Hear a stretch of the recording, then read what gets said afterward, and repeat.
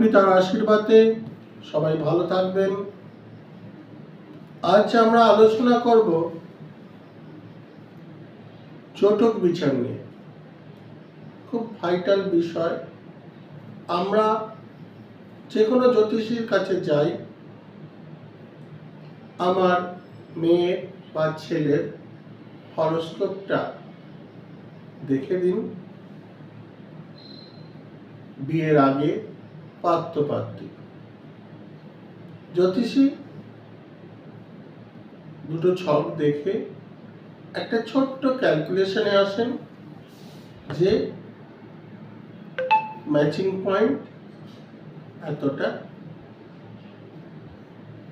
মিলে গেছে, আপনারা বিয়ের দিকে অগ্রসর হতে পারেন।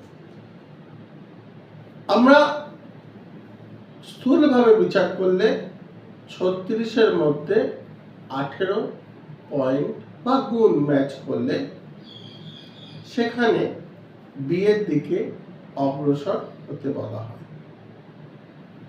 এবার আমরা যেভাবে বিচারটা করি, আরো ভেতরে ঢুকতে হবে। এটা একটা স্পেশালাইজেশন। দুজনের ছককে খুব সুন্দরভাবে আমাদের দেখতে হবে।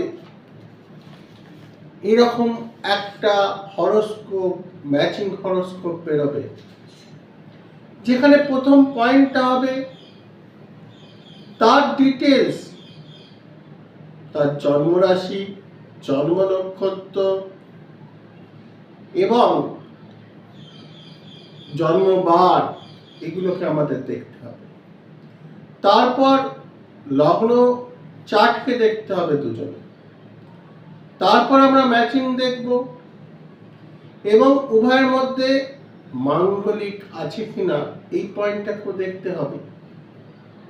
এবং মঙ্গল দেখা গেল একজনের চার্টে দ্বাদশ ভাবে আছে, অর্থাৎ সে মাঙ্গলিক, কিন্তু মঙ্গল কম্বাস্ট হয়ে গেছে, তাহলে মাঙ্গলিক দোষ দুর্বল হয়ে গেছে। তখন আমরা বিবাহের অনুমতি দিতে পারি।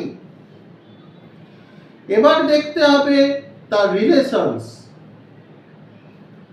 প্রজনন ক্ষমতা, সেগুলো আমরা হরোস্কোপের মাধ্যমে পাব। তাদের মেন্টালিটি ম্যাচ করছে কিনা সেটাকে দেখব। এবং দ্বাদশ হাউসের ক্যালকুলেশন থেকে আমরা বার করব তাদের বেড প্লেজার, অর্থাৎ সবকিছু দেখার পরেই সিদ্ধান্তে আসতে হবে যে বিয়েটা দেয়া যায় কিনা।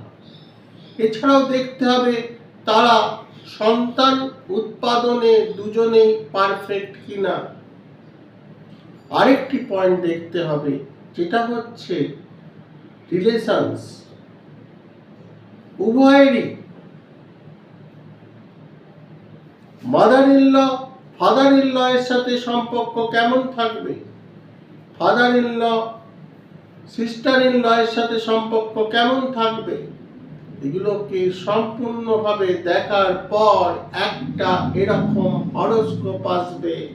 সেই হরোস্কোপে ডিটেলস দেয়া থাকবে। যদি কম বেশি কিছু মিসম্যাচ করে তারও রেমেডিস দেয়া থাকবে। তবেই আমরা একটা বিয়ের অনুমতি দিতে পারি, যে বিয়েটা খুব ভালোভাবে করা যায়। এবং অবশ্যই আমাদের বিজ্ঞানের সাহায্য নিতে হবে। কি না, রক্ত গ্রুপ দেখতে হবে এবং সেই দুজনের মধ্যে কেউ থ্যালাসেমিয়া কেরিয়ার আছে কিনা সেটা দেখতে হবে।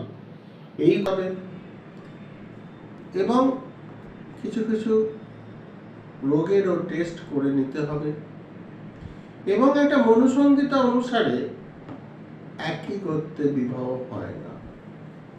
এবার বাঙালি পুরোহিতরা এটাকে একটা বাজে নিদান দেয় যে অন্য গোত্রের লোকেরা কন্যা সম্পাদন করলে জিনিসটা কেটে যায় না। একই গোত্র মানে হচ্ছে ভাই বোনের মধ্যে বিবাহ, যেটা হিন্দু ধর্ম মতে নিয়ম বিরুদ্ধ। এবং হিন্দু ধর্ম নয়, এটা প্রাচীন সনাতনী ধর্মে এটাকে সম্পূর্ণভাবে নিষিদ্ধ করা হয়েছে। ভারতবর্ষের একমাত্র পশ্চিমবাংলাতেই এই ভুল রীতিটা চলে। অর্থাৎ যদি আমি হিন্দু ধর্মে বিশ্বাস করি, সনাতনী ধর্মে বিশ্বাস করি, তাহলে সঠিকভাবে তাদের নিয়ম কানুনগুলো মেনে চলতে হবে। এবং একই করতে বিবাহ হলে নানা রকম শারীরিক সমস্যা দেখা দেয় এবং সন্তানের ক্ষেত্রেও সমস্যা দেখা দেয়। এটা আমরা রিসার্চ করে দেখেছি যে সন্তান বিকলাঙ্গ হতে পারে এবং অসুস্থ হতে পারে এবং মানসিকভাবে কোনো রোগগ্রস্ত হতে পারে। পরমপিতাকে আবার অনুরোধ করছি, সবাই ভালো থাকুন। আজকের মতন আমাকে বিদায় দিন। আগামী দিন আরো নতুন নতুন বিষয় নিয়ে আপনাদের সামনে আসবো।